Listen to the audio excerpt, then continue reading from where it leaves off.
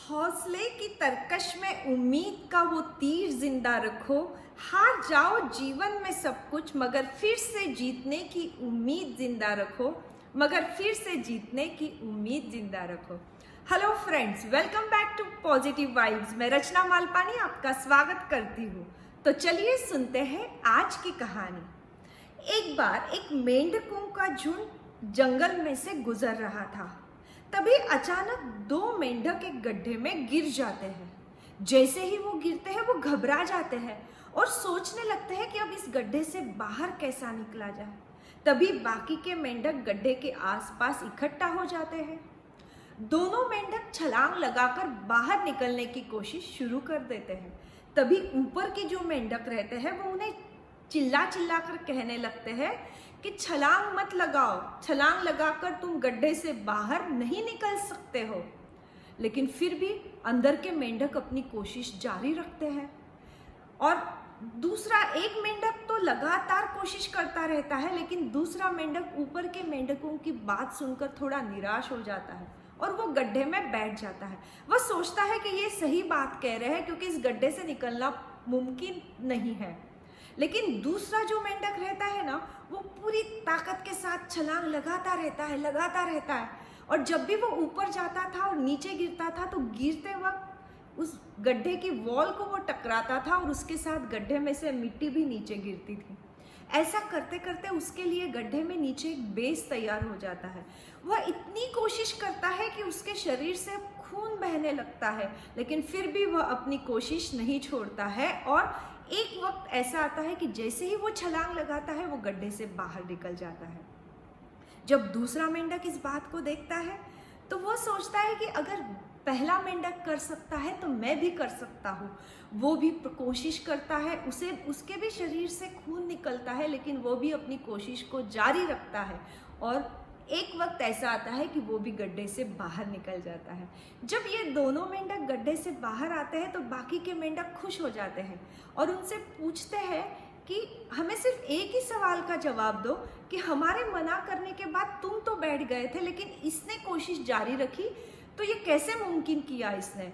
तो वो दूसरा मेंढक कहता है कि ये जो मेंढक पहले बाहर आया ना, वो बहरा है, उसे सुनाई नहीं देता है। और जब तुम लोग चिल्ला चिल्ला कर कह रहे थे ना कि ये नामुमकिन है, तब उसे लग रहा था कि तुम उसे एनकरेज कर रहे हो, उसे प्रोत्साहन दे रहे हो और तुम्हारी प्रोत्साहन की वजह से उसने अपनी कोशिश जारी रखी और वो बाहर आ गया। और उसकी हिम्मत और आत्मविश्वास देखकर मैंने भी कोशिश की और मैं भी बाहर आ गया।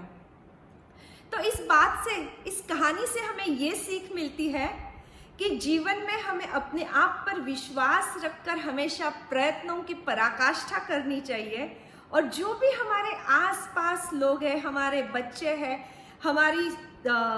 जो हमारी ऑर्गेनाइजेशन है उसमें लोग हैं, उन्हें हमेशा प्रोत्साहन देते रहना चाहिए। हमें शब्दों का प्रयोग ऐसे करना चाहिए जिससे सामने वाले का मनोबल बढ़े और वह जीवन में आगे जाए। इसका सबसे अच्छा उदाहरण है थॉमस एल्वा एडिसन। एडिसन जब स्कूल में पढ़ते थे तब उनके टीचर उन्हें एक लेटर देते हैं और कहते हैं कि अपनी माँ को ये लेटर दे दा। वो घर आकर अपनी माँ को वो लेटर दे देते हैं। उनकी माँ जब वो लेटर खोल कर पढ़ती है तो उनकी आंखों में आंसू आ जाते हैं। एडिसन अपनी माँ से पूछते हैं कि माँ क्या लिखा है खत में? उनकी माँ कहती है कि इसमें लिखा है कि तुम इतने जीनियस हो कि स्कूल में ऐसे कोई टीचर ही नहीं है कि जो तुम्हें पढ़ा पाए, इसलिए आज से मैं तुम्हें घर पर पढ़ाऊंगी। और उनकी माँ जब तक जिंदा थी उन्होंने एडिसन को घर पे पढ़ाया। ऐसे एडिसन जिन्होंने बल्ब का आविष्कार किया, जो अमेरिका के सबसे महान साइंटिस्ट है, जिनके नाम पे 1000 से ज़्यादा आविष्कार रजिस्टर्ड है।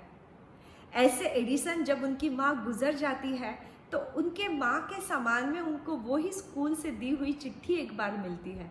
उसे वो खोल कर पढ़ते हैं तो उसमें लिखा हुआ था कि तुम्हारे बच्चे की दिमागी हालत ठीक न होने की वजह से हम उसे स्कूल में नहीं रख पाएंगे, इसलिए अच्छा है कि तुम उन्हें घर पर ही पढ़ाओ। एडिसन की माँ ने एडिसन पे विश्वास रखा, उन्हें एनकरेजमेंट दिया पूरे जीवन भर और एडिसन ने भी प्रयत्नों की पराकाष्ठा की। जब उन्होंने बल्ब का आविष्कार किया ना तो 1000 से ज़्यादा बार उन्होंने कोशिश की और तब जाके बल्ब इन्वेंट हुआ।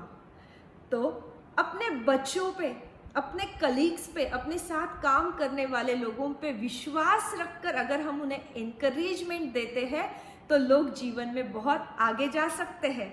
इसलिए हमें शब्दों का चयन ऐसे ही करना चाहिए जिससे लोगों को प्रोत्साहन मिले और वो जीवन में आगे बढ़े। तो अपने आप पे विश्वास रखिए और हमेशा लोगों को प्रोत्साहन देते रहिए। आशा करती हूँ आज की ये कहानी आपको पसंद आई होगी। आपसे फिर मुलाकात होगी कल एक नई कहानी के साथ। जय हिंद।